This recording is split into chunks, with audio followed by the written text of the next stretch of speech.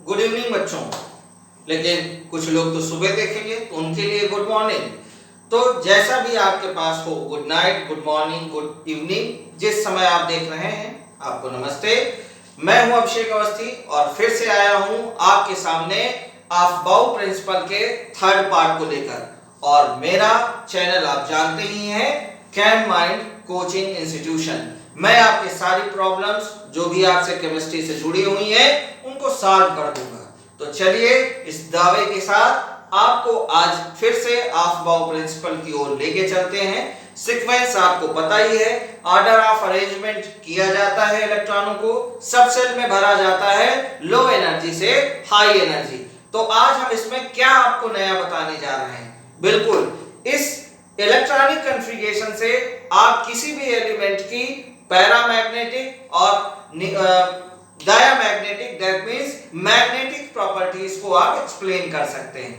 तो पैरामैग्नेटिक्स जिनमें ये प्रॉपर्टी होती है कि वो हाई इंटेंसिटी मैग्नेटिक फील्ड की ओर जाते हैं या फिर कहीं जाकर मैग्नेटिक फील्ड की इंटेंसिटी को बढ़ा देते हैं।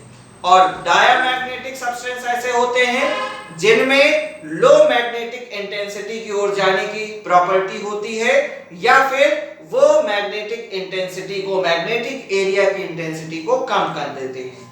हिंदी में समझिए तो प्रतिचुंबकीय पदार्थ ऐसे पदार्थ हैं जो परमाणु क्षेत्र, चुंबकीय क्षेत्र से दूर हट जाते हैं या चुंबकीय क्षेत्र की तीव्रता को कम कर देते हैं। और अनुचुंबकीय पदार्थ ऐसे पदार्थ होते हैं जो चुंबकीय क्षेत्र की तीव्रता को बढ़ा देते हैं या चुंबकीय क्षेत्र की ओर जाने का प्रयास करते हैं। तो ये कैसे पैदा होता है उनमें चुंबकत्व? उसका कारण है कि उनके कक्षकों में उपस्थित इलेक्ट्रॉनों के कारण।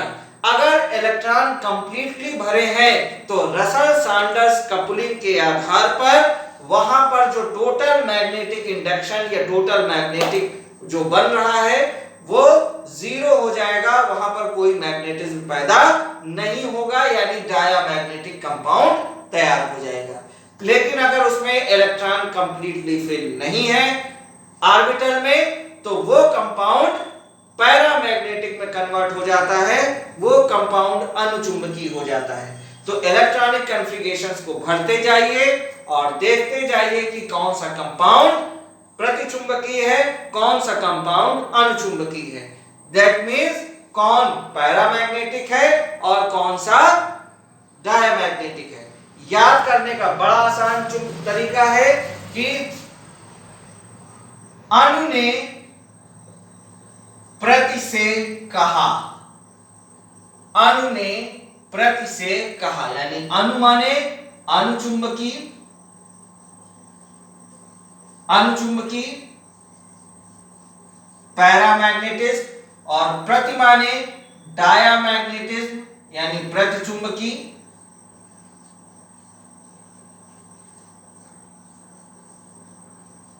डायामैग्नेटिज्म ने कहा कि तुम पूर्ण हो, तुम पूर्ण, मैं अधूरी।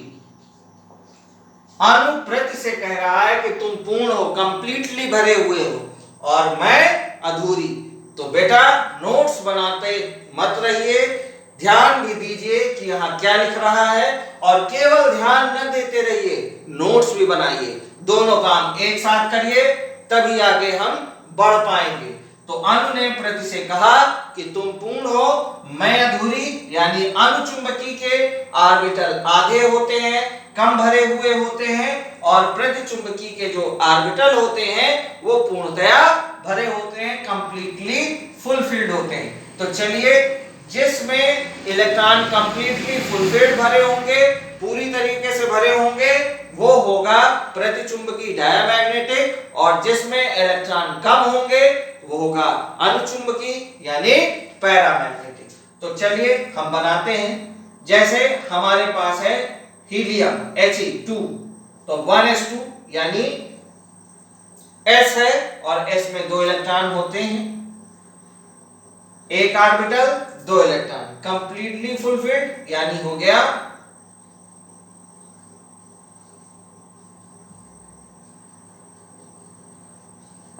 डायमैग्नेटिक सब्सटेंस यानी प्रतिचुंबकीय पदार्थ। प्रतिचुंबकीय पदार्थ। इसी तरीके से चलिए आगे बढ़ते हैं।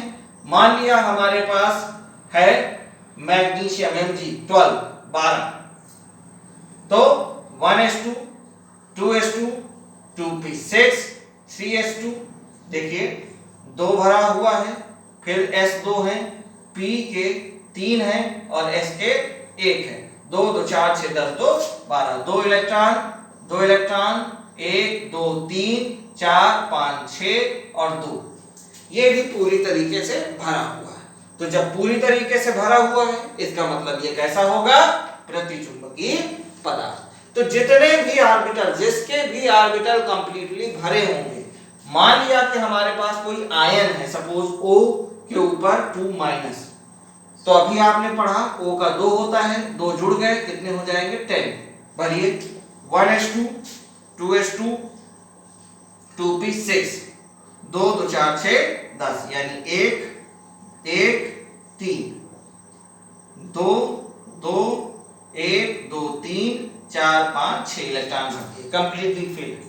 तो आयन भी डायमैग्नेटिक और पैरामैग्नेटिक होते हैं। कोई जरूरी नहीं कि नॉर्मल एलिमेंट ही पैरामैग्नेटिक या डायमैग्नेटिक होता है। आयंस में अगर ऐसे इलेक्ट्रॉन्स हैं जिनमें कंप्लीटली फुलफिल्ड है, तो इसका मतलब है कि वो प्रतिचुंबकीय पदार्थ यानी डायमैग्नेटिक सब्सटेंस होगा, जिसमें इलेक्ट्रॉन उनके ऑर्बिटल में कंप्लीटली फुलफिल्ड है। और अगर वो कंप्लीटली फुलफिल्ड नहीं है तो मैंने बताया कि वो पैरामैग्नेटिक यानी अनुचुंबकीय होंगे। चलिए हम करके देखते हैं। अब हम कोई ऐसे एलिमेंट उठाते हैं, जैसे कोई ले लिया, जैसे एल्युमिनियम हमने ले लिया, सॉरी पहले हम एल्युमिनियम लेते हैं Al, तो 13 भरिए 1s2 2s2 2p6 3s2 3p1, 1 आ गया, 1 1 3 1 3, 2 2 4 2 6 2 8 2 10 2 12 1 1 है। तो जब एक इलेक्ट्रॉन है यहां पर, कंप्लीटली फुलफिल नहीं है, तो इसका मतलब ये कैसा हो गया? पैरामैग्नेटिक। और है iron Fe26 1s2 2s2 2p6 3s2 3p6 4s2 3d6।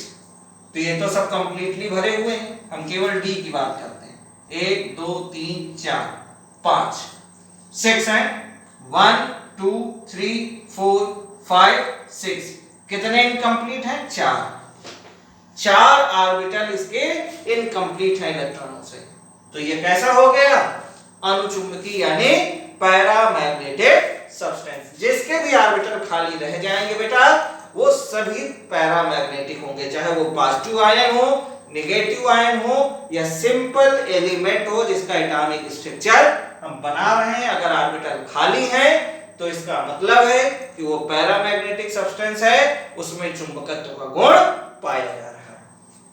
अब हमने आपसे वादा किया था कि इस एनर्जी सीक्वेंस को, ये जो एनर्जी ऑर्बिटल सीक्वेंस है, इसको याद करना सिखाएंगे, इसको याद करना सिखाएंगे, कॉम्प्लिकेशंस को हटा देंगे। इतने बड़े चित्र को आपको याद नहीं करना पड़ेगा। कैसे होता है? तो उसके लिए सबसे पहले हमें ये लिखना होगा, हमें समझना होगा कि ये संख्याएं पहले कुछ याद करनी होंगी। 122 334, मेरे साथ दोहराइए, 122 334 345 456 456 756 786। 122 334 345 456 456 756 786। 122 334 345 456 456 756 786। ये आपको याद करना है। 122 334 345 456 456 756 786, 122 334 345 456, 456, 756, 786। ये संख्या अगर आपको याद हो गई है तो अब हम 1, 2, 3 और 4 इस तरीके से रोमन में नंबर लिख लेते हैं। ऑर्बिटल सबसेल, तो सबसेल कौन सी होती है? s p d f। और उनमें इलेक्ट्रॉन कितने होते हैं? मैक्सिमम इलेक्ट्रॉन मैंने आपको बताया, सुना दो प्यारे चंगू, दुश्मन 10, फौजी 14, 2, 6, 10 और 14। ठीक, तो जब कोई संख्या नंबर, कोई भी नंबर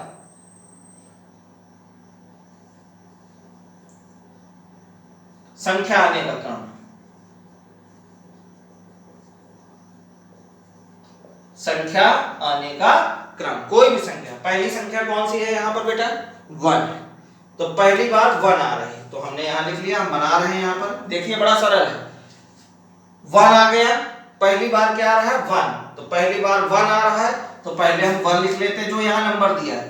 फिर मान लिया ये 2 दिया है तो 2 लिख लेते हैं, फिर 2 दिया है तो 2 लिख लेते हैं, फिर 3 दिया है 3, इस तरीके से 3, फिर 4, इस तरीके से हमने लिख लिया, मान लिया।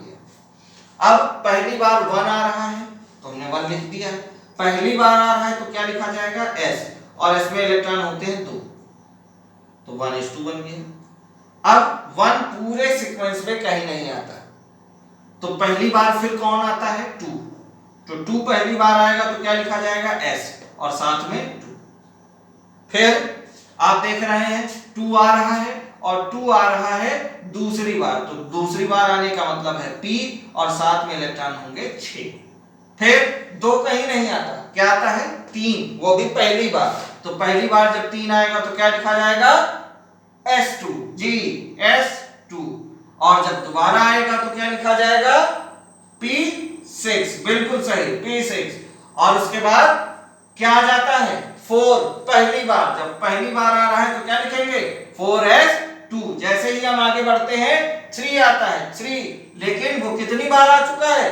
2 बार आ चुका, तो कब आ रहा है? तीसरी बार, तीसरी बार का मतलब d10। उसके बाद और आगे बढ़ते हैं 4, और वो दूसरी बार आ रहा है तो 4p6, फिर 5 आता है, और 5 आता है पहली बार, तो जब पहली बार आता है तो 5s2। इस तरीके से आप पूरे सीक्वेंस को बना सकते हैं। आपको केवल ये याद रखना है 122, 334, 345, 456, 456, 756 और 786। साथ ही साथ आपको ये याद रखना है कि पहली बार आने पर 2, दोबारा आने पर p6, दोबारा आने पर d10, और लास्ट में यानी चौथी बार आने पर f14 लिखा जाएगा। इस तरीके से, इस साधारण तरीके से आप पूरे अफबाउ प्रिंसिपल को आसानी से, उसके एनर्जी सीक्वेंस को याद रख सकते हैं, और इस तरीके से आपकी ये अफबाउ प्रिंसिपल से रिलेटेड सारी सीरीज खत्म होती है, और आपको पूरा का पूरा अफबाउ से रिलेटेड नॉलेज दिया जा चुका है। और किसी भी प्रकार की कोई प्रॉब्लम हो तो आप आसानी से हमसे मिलिए, और याद रखिए कि मैं हूं अभिषेक अवस्थी, और आपकी सारी केमिस्ट्री प्रॉब्लम्स को सॉल्व करने के लिए यहीं पर हूं। और वो जगह कौन सी है? कैममाइन केमिकल इंस्टीट्यूशन, कैममाइन कोचिंग इंस्टीट्यूशन, जिससे आप आसानी से हमसे कांटेक्ट कर सकते हैं। मैं आपको उपलब्ध हूं यूट्यूब पर, आप गूगल मैप पर जा सकते हैं, कांटेक्ट नंबर्स को देख सकते हैं, व्हाट्सएप कर सकते हैं, किसी भी तरीके से आप मुझसे जुड़ सकते हैं और अपनी सारी प्रॉब्लम्स को मुझे बता सकते हैं। आई सॉल्व योर प्रॉब्लम, जितना भी मुझसे हो सकेगा मैं आपके साथ हूं। सारी समस्याओं को खत्म किया जाएगा, मिलजुल कर, कोई समस्या नहीं। धन्यवाद।